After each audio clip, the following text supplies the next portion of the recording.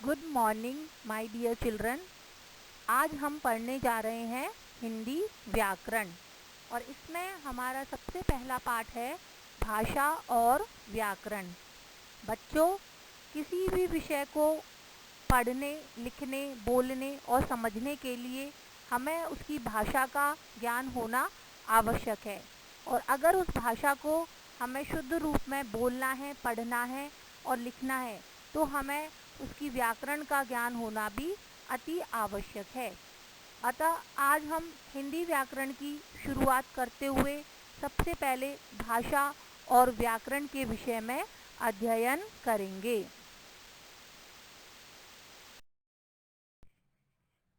भाषा। भाषा क्या है?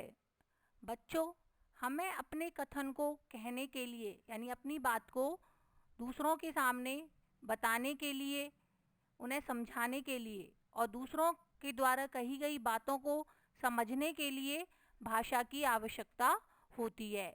क्योंकि संकेतों के माध्यम से यानी इशारों के द्वारा ना तो हम अपनी बात को किसी के सामने प्रकट कर सकते हैं और ना ही दूसरों की बातों को समझ सकते हैं। इसलिए अपने मन के भावों को दूसरों को प्रकट करने के लिए, दूसरों को समझाने के लिए और दूसरों की बातों को समझने के लिए हमें भाषा की आवश्यकता होती है। इसको हम चित्र के माध्यम से समझने का प्रयास करेंगे। देखिए, पहला चित्र। इसमें दो दोस्त आपस में बातचीत कर रहे हैं और इसमें दोनों दोस्त बोलकर अपने मन की बात प्रकट कर रहे हैं और सुनकर एक दूसरे की बात समझ रहे हैं।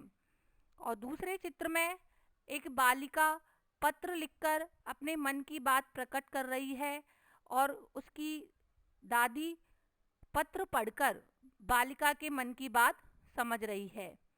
इस प्रकार हम कह सकते हैं कि हम बोलकर तथा लिखकर अपने मन की बात दूसरों तक पहुंचाते हैं और सुनकर या पढ़कर दूसरों के मन की बात समझते हैं। इसके लिए हमें भाषा की आवश्यकता होती है।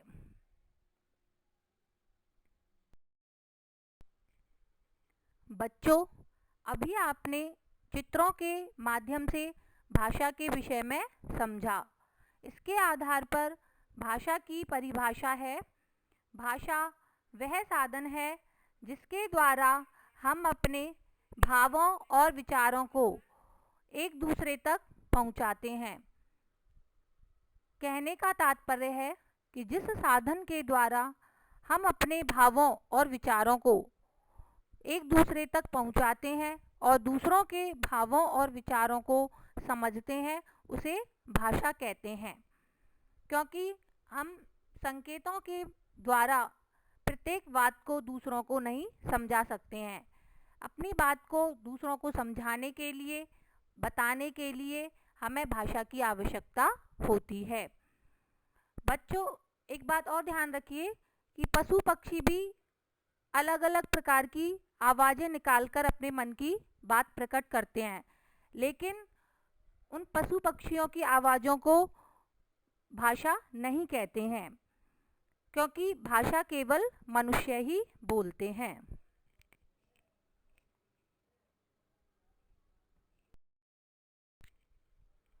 भाषा के रूप यानी भाषा के भेद।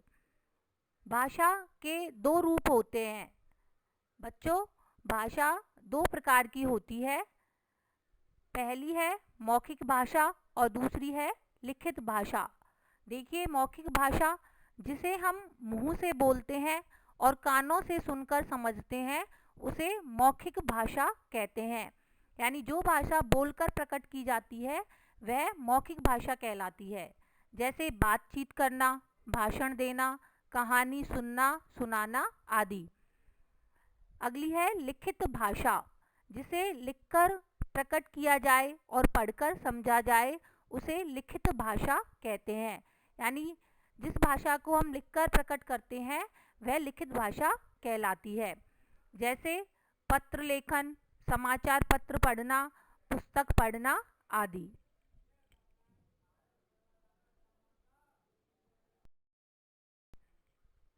व्याकरण। व्याकरण भाषा को सही सही बोलना, पढ़ना और लिखना सिखाता है।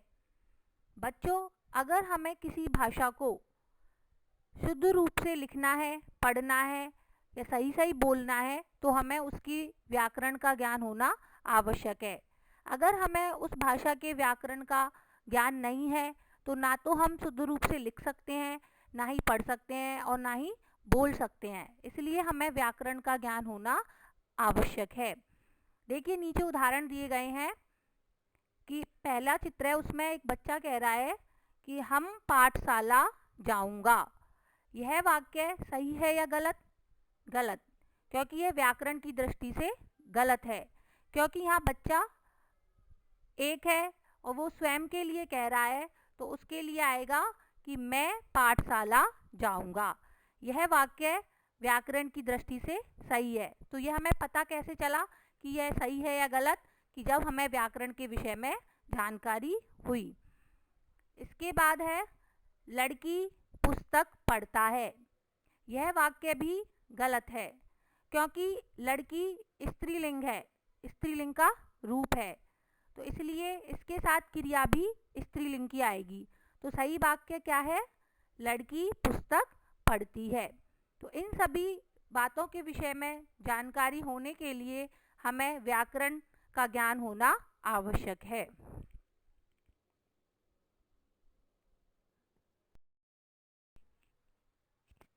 बच्चों, अभी हमने कुछ उदाहरणों के द्वारा व्याकरण के विषय में पढ़ा और समझा।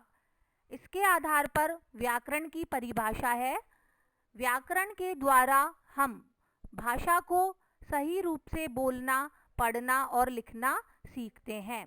अर्थात व्याकरण ही हमें भाषा को सही सही बोलना, लिखना और पढ़ना सिखाता है।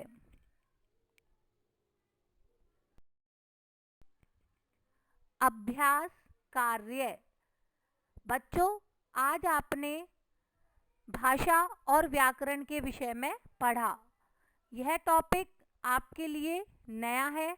उम्मीद है आपको समझ में आया होगा। फिर भी किसी विषय वस्तु को समझने में आपको परेशानी आती है या फिर समझ में नहीं आ रहा है, तो आप इस वीडियो को बार बार देखिएगा और समझने का प्रयास कीजिएगा, तो आपको अच्छी प्रकार से समझ में आ जाएगा। यहाँ आपके लिए कुछ अभ्यास प्रश्न दिए हैं, जिन्हें आपको अपनी कॉपी में या फिर कोई भी रफ कॉपी है उसमें करना है। फर्स्ट क्वेश्चन है, भाषा किसे कहते हैं? यानी आपको भाषा की परिभाषा लिखनी है। सेकंड, भाषा के कितने रूप होते हैं, उनके नाम लिखो। यानी भाषा कितने प्रकार की होती है और उनके नाम लिखने हैं। थर्ड, व्याकरण की परिभाषा लिखो। बच्चों, ये प्रश्न आपको पहले याद करने हैं, उसके बाद कॉपी में लिखने हैं।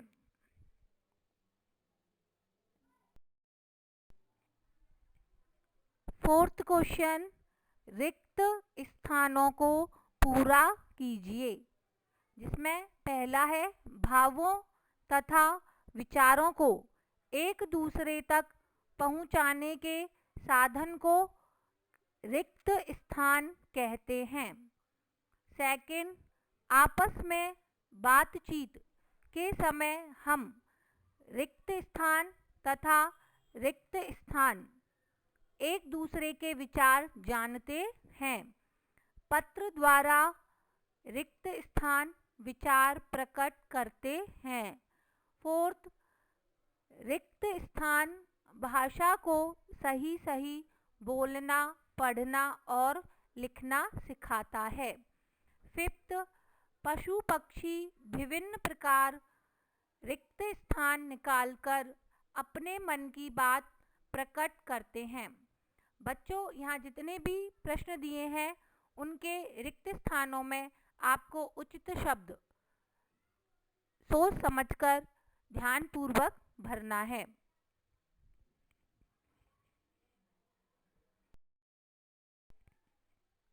प्रश्न 5, सही वाक्य के आगे सही का तथा गलत वाक्य के आगे गलत का निशान लगाइए। बच्चों, नीचे कुछ वाक्य दिए गए हैं। अगर इनमें से जो वाक्य रॉन्ग है तो उसके आगे रॉन्ग का निशान लगाना है जो कोष्टक में दिया है, और अगर राइट है तो राइट का निशान लगाना है। इसमें फर्स्ट है, भाषा केवल मनुष्य बोलते हैं। सेकंड, दूसरों के विचारों को समझने के लिए भाषा की जरूरत नहीं पड़ती। थर्ड, व्याकरण के बिना भाषा का शुद्ध ज्ञान नहीं हो सकता है। फोर्थ, मनुष्य हमेशा बोलकर अपने विचार प्रकट करते हैं। चिल्ड्रन, यहाँ जो भी होमवर्क आपको दिया जा रहा है वह आपको अपनी कॉपी में एकदम साफ साफ और गुड हैंड राइटिंग में करना है, और लिखना भी शुद्ध है। लिखने में कोई भी मिस्टेक नहीं होनी चाहिए। इसलिए क्वेश्चन को अच्छी प्रकार से पढ़ना है, समझना है, उसके बाद उसका आंसर लिखना है। एक बात और ध्यान रखिए, होमवर्क करने के बाद आपको यह सभी लर्न भी करना है। ओके,